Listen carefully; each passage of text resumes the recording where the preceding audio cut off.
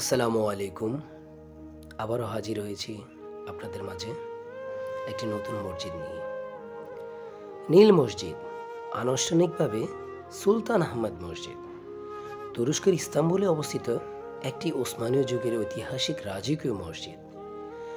এটি ১৬০৯ সাল থেকে ১৬১৭ সালের মধ্যে প্রথম আহমদের শাসনামলে নির্মিত হয়েছিল এবং বর্তমানে এটি একটি কার্যকরী মসজিদ হিসাবে রয়ে গেছে।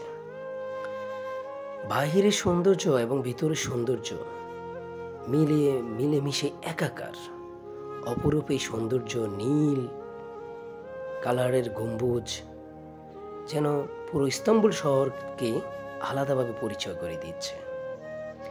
এটি বিপুল সংখ্যক পর্যটকদের আকর্ষণ করে এবং এটি অটোমান স্থাপত্যের সবচেয়ে আইকনিক এবং জনপ্রিয় স্মৃতি ইস্তাম্বুলের মধ্যে একটি স্তম্ভগুলির মধ্যে একটি দর্শনীয় স্থান হিসেবে বিবেচনা করা হয়।